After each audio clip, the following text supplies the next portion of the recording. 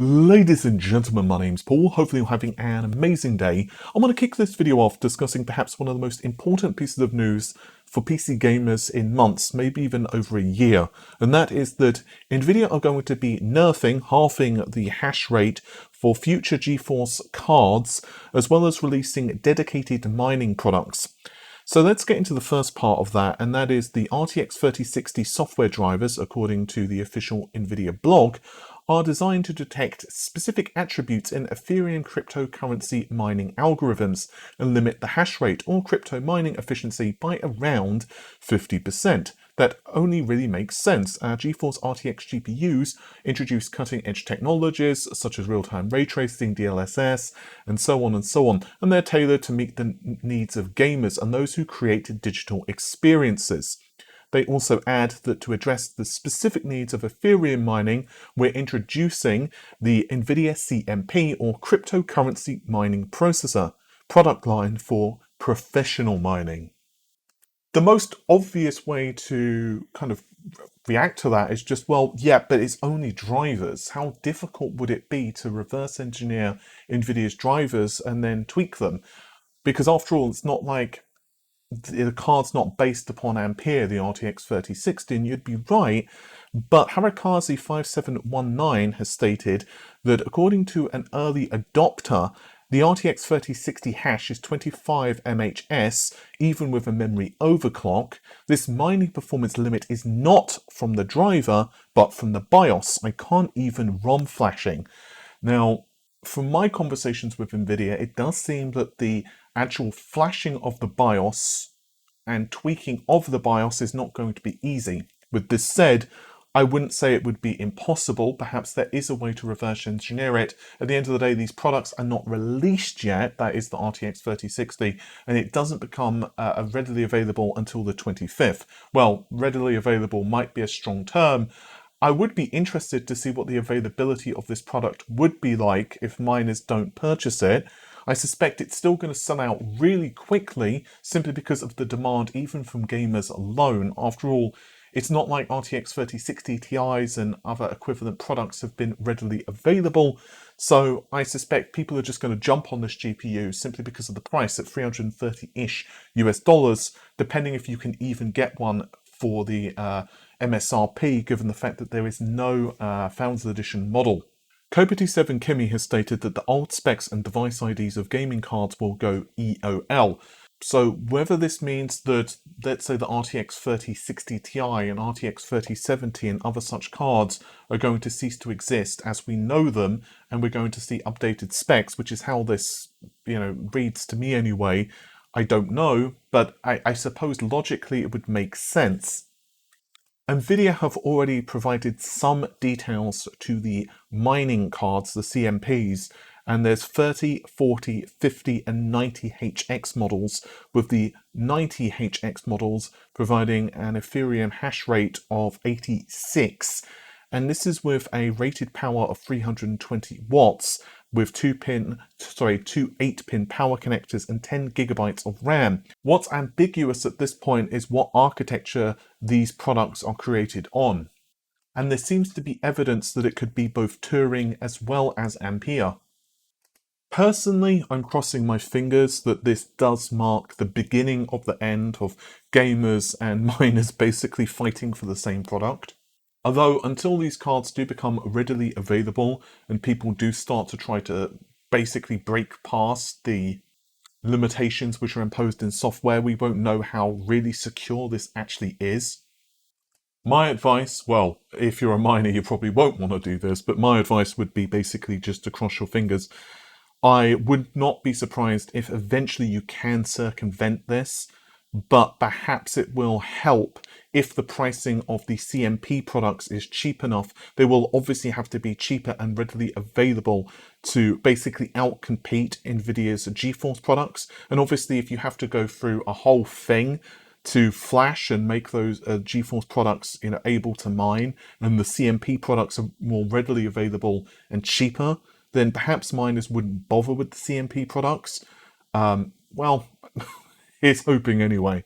I also want to add real quick that Ryan Smith, who actually works at Anantech, has just been told that they are confirming, that is Nvidia, that the RTX 3060 Linux drivers will also have NERFs for Ethereum as well. This is not exactly surprising given that most mining, I don't know what you would call it, enterprises maybe, they will use Linux for obvious reasons, one being free.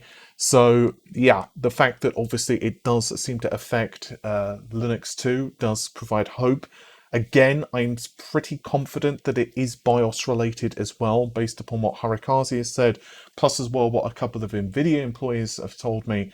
But I will still remain somewhat cautious on how well it stands up to hackers slash miners actually getting hold of the cards and really scrutinizing what Nvidia have done to lock things out. And of course, it's not surprising that Nvidia are keeping rather quiet on this, because obviously the more they say publicly, the easier it is for miners or whomever else to get hold of the cards and then have like a good starting point. So obviously, rule number one would be to be as quiet as possible. While we're on the subject of Nvidia, one other thing regarding the 3060, there's been an 8GB model which has been spotted on the RRA website, and this filing is actually a pallet GPU, courtesy by the way to Harikaze 5719 for this discovery. And yeah, I mean, it's possible that it is a mistaken entry. After all, it does happen. Because, yeah, it would be a very weird configuration indeed to see for this GPU. So the RTX 3060 Vanilla has 12GB of GDDR6 memory, and that is of course on a 192-bit bus. The RTX 3060 Ti, meanwhile, has a 256-bit bus and 8GB of RAM. That's kind of one of the strange things about Ampere is the weird ass memory configuration we're seeing, and that's not even including the mobile GPUs with the RTX 3080 mobile, of course, featuring 16GB of RAM. This leads to the inevitable question, if it's true, what the heck is going on with the memory configuration? Is it a 128-bit bus, which would mean that the card would be severely nerfed in performance, but it would also be most logical because otherwise you would have an RTX 3060, which has a 256-bit bus, which would be more complicated and more expensive to design than the 192-bit variant, but it would also have less RAM. So my guess, and again, this is assuming that this information is true, is it would be a nerfed variant of the RTX 3060 with a narrower bus, which of course means less memory bandwidth as well as less RAM. And this would not be the first time that Nvidia have done this. They did it with, let's say, the GTX 1060.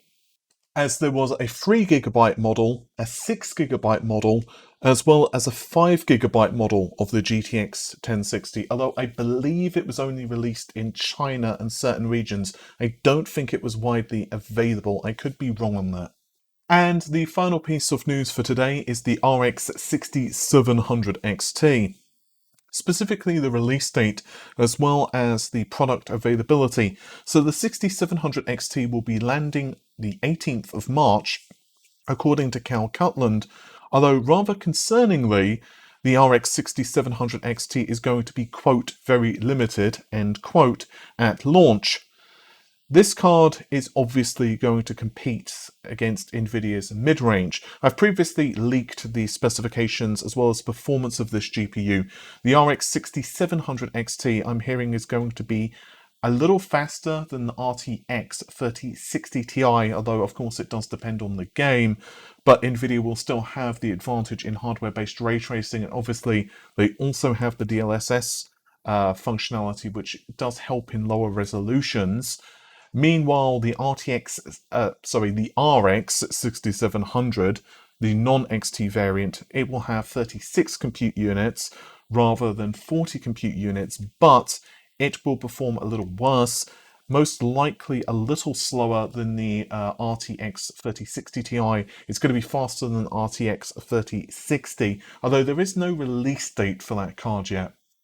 I have to admit that the GPU is launching a little earlier than I expected. I was half expecting it to hit store shelves in April, but again, AMD are most likely just facing a lot of pressure from Nvidia, and it's also not too long after the RTX 3060 launches, which is going to be, of course, 25th of February. So AMD bringing out the card as quickly as possible does make sense. The other benefit of the RX 6700 XT is that there will be reference cards as well.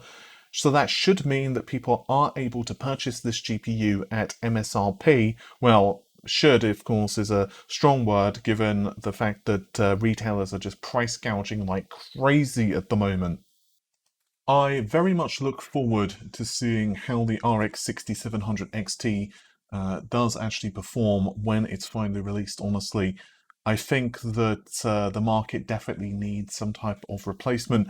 Ironically too, one benefit for the mid-range when AMD finally gets the supply issue sorted out is that it would actually probably be less appealing than the RX 5000 series, just based upon the changes to the RDNA 2 architecture and Infinity Cache.